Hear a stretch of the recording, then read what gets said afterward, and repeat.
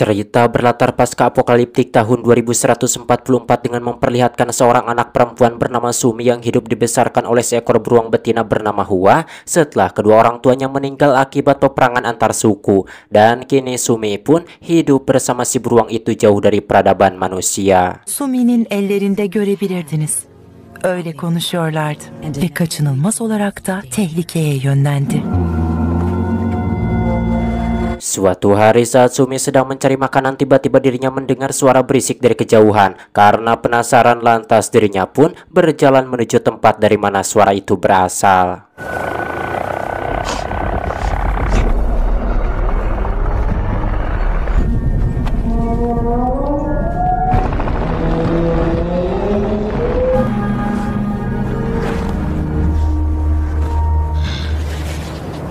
Sesampainya di suatu tempat, Sumi menemukan sekelompok pemburu kejam yang dijuluki Morad sedang menebang pohon. Namun sialnya di sini Sumi yang mengintip ketahuan hingga akhirnya dikejar oleh mereka dan ditangkap, kemudian dibawa diperlakukan tidak manusiawi, yang mana dirinya dimasukkan ke dalam kandang layaknya seperti hewan ternak.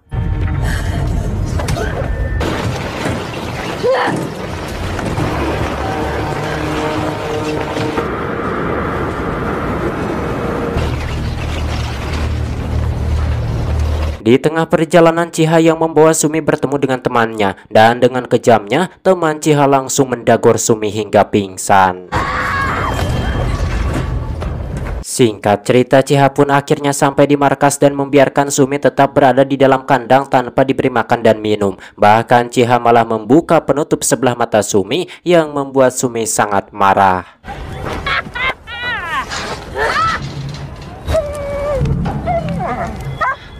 Tak lama kemudian Sumi mendapatkan ide, lalu dirinya pun memancing Chiha untuk mendekatinya lagi kemudian membunuhnya. Dan setelah berhasil keluar, Sumi pun mengambil mata Chiha lalu menempelkan ke matanya hingga kini matanya yang sebelah pun menjadi normal. Sepertinya Sumi memiliki kekuatan sehingga dirinya bisa melakukan semua itu tanpa peralatan apapun. Setelah itu Sumi pun mencari jalan keluar kemudian melarikan diri kembali ke hutan. Namun sebelum jauh dirinya ketahuan dan langsung dikejar oleh orang-orang biadab itu.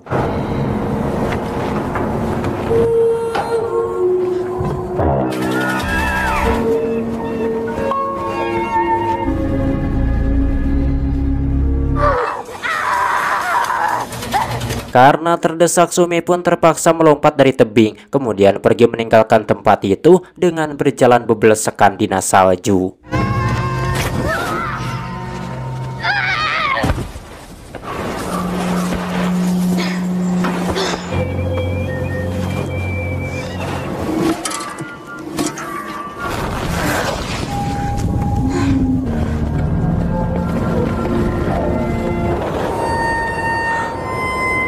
Dalam perjalanan, Sumi mendapat seorang nenek-nenek bernama Di sedang memainkan harmonika dan itu membuat Sumi sangat merasa senang. Dan saat si nenek itu sedang mengambil ikan hasil pancingannya, dirinya menyadari bahwa ada seseorang yang sedang memperhatikannya. Tentu saja hal itu membuat Sumi ngegebek rewas alias terkejut teak dan langsung pergi.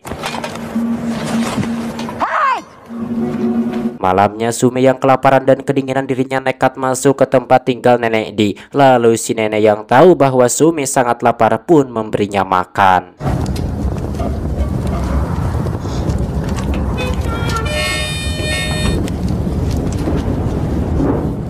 Setelah itu si nenek pun mengajarinya bagaimana cara menyalakan api menggunakan dua batu. Lalu tiba-tiba si nenek merasa terkejut saat melihat gambar simbol yang ada di tangan Sumi. Kemudian si nenek pun menunjukkan bahwa dirinya juga memiliki gambar simbol itu yang disebut Polaris atau bintang. Dan karena Sumi memiliki gambar simbol itu sejak lahir, si nenek pun mengatakan bahwa Sumi akan menjadi orang yang sangat beruntung.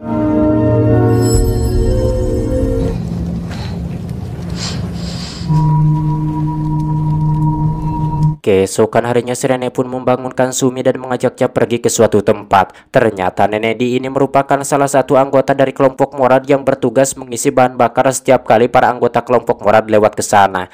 Namun si nenek Di ini sangat baik, tidak seperti anggota kelompok Morad lainnya yang sangat kejam. Dan di sini terungkap rupanya sekarang Sumi menjadi buronan kelompok Morad karena dirinya sudah membunuh salah seorang dari mereka, yaitu Chiha.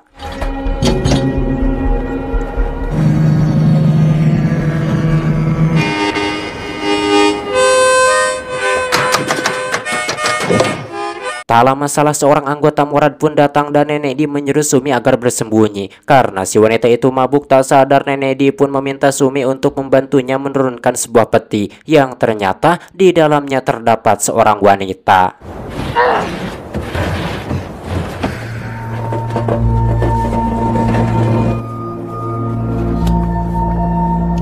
Namun tak lama si wanita itu bangkit membuat Nenek Di terpaksa menghajarnya demi menyelamatkan Sumi, kemudian mengajak Sumi pergi dari sana. Tapi belum juga jauh berjalan Nenek Di terpaksa kembali karena ternyata si wanita itu masih hidup.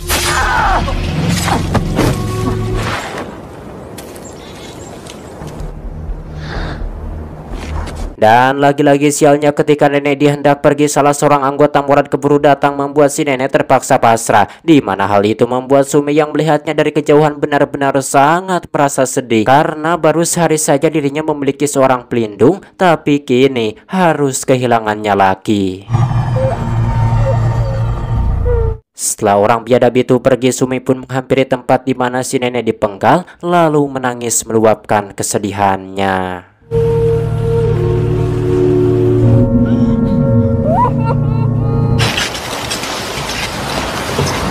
Singkat cerita, sesampainya di tempat tinggal Nenek Di, Sumi pun langsung menyalakan api kemudian memeriksa wanita yang ada di dalam peti itu yang bernama Shiba. Dan di sini Sumi menemukan bahwa salah satu organ tubuh Shiba telah diambil oleh kelompok Murad. Tentu saja hal itu membuat Sumi sangat merasa sedih.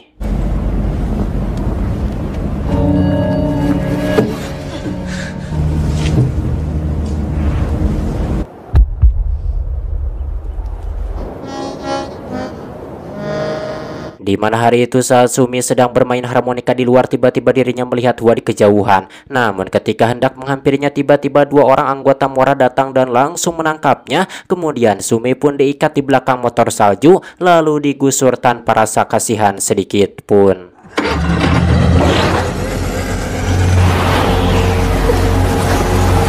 Namun di sini Sumi tidak tinggal diam, yang mana dirinya pun berusaha mencapai motor kemudian menyerang wanita itu lalu membunuhnya. Awalnya di sini Sumi pun sangat kesulitan, tidak tahu bagaimana caranya menghidupkan motor itu. Namun beruntung ketika teman si wanita itu melihatnya, Sumi berhasil menyalakan motor tersebut dan aksi kejar-kejaran pun terjadi. Kemudian saat itu Sumi pun naik ke atas pohon lalu menjerat leher wanita sialan itu hingga tak berdaya. Setelah mengikatnya, Sumi pun membawa wanita itu yang bernama Hame ke tempat Nenek Di. Sesampainya di sana, Sumi pun berusaha membawa Shiba keluar. Setelah itu dirinya pun membunuh Hame dan mengambil salah satu organ tubuhnya kemudian memasukkannya ke tubuh Shiba lalu berdoa berharap Shiba hidup kembali.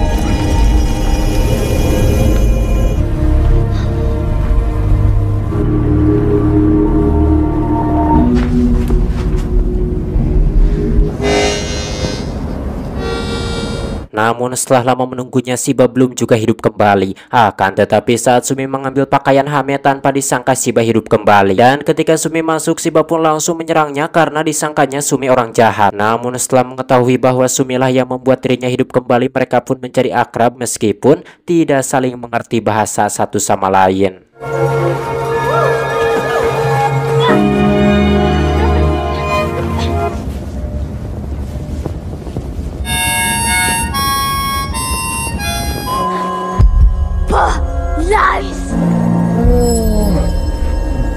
Keesokan paginya mereka pun memutuskan pergi karena di sana jelas tidak aman.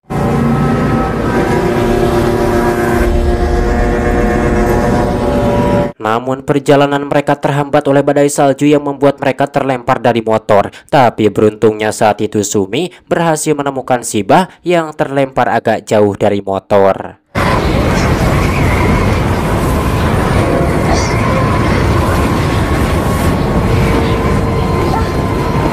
Setelah badai reda, Sumi pun membakar belakang motornya yang terbuat dari kayu untuk menghangatkan tubuh mereka yang kedinginan menghod-hod.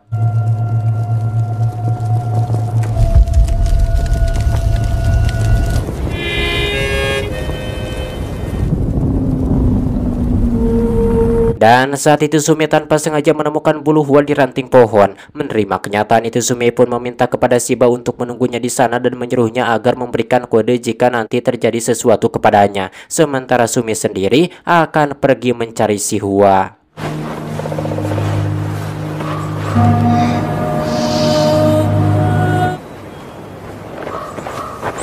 Dalam perjalanan Sumi menemukan bangkai pesawat dan dirinya pun tertarik lalu masuk ke dalamnya. Namun tiba-tiba terdengar suara isyarat dari Shiba bahwa mereka sedang dalam bahaya. Mendengar itu Sumi pun langsung berlari untuk menghampiri Shiba, tapi dirinya dicegat oleh anggota Morad dan telapak tangannya terpanah.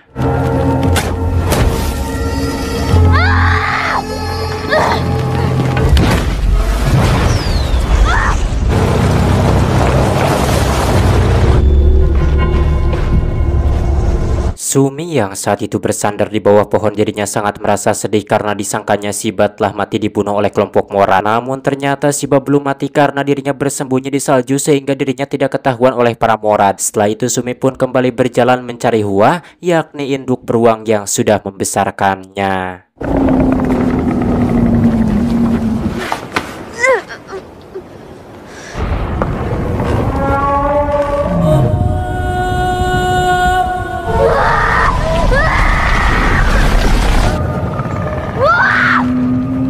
Namun tiba-tiba salah seorang anggota Morad kembali muncul dan langsung menyerangnya, di mana Sumi yang sangat emosi pun berusaha melawannya dengan sekuat tenaga.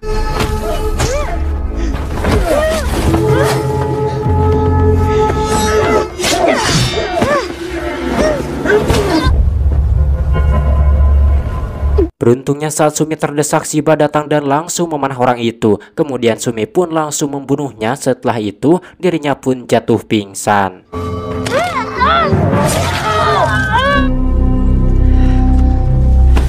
Melihat Sumi jatuh pingsan, lalu Shiba pun membawanya menjauh dari tempat tersebut karena ditakutkannya anggota Morad yang lain kembali datang. Namun beruntungnya di perjalanan Sumi tersadar, kemudian tak jauh dari sana mereka menemukan sebuah kubah. Lalu keduanya pun masuk ke dalam sana untuk berlindung.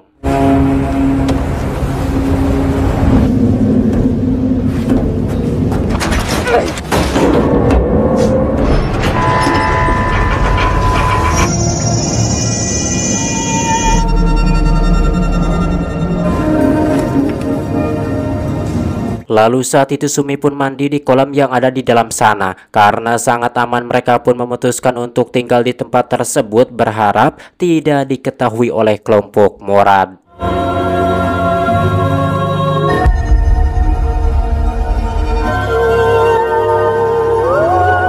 Tamat ending yang sangat mengsurvive, mengsumikan.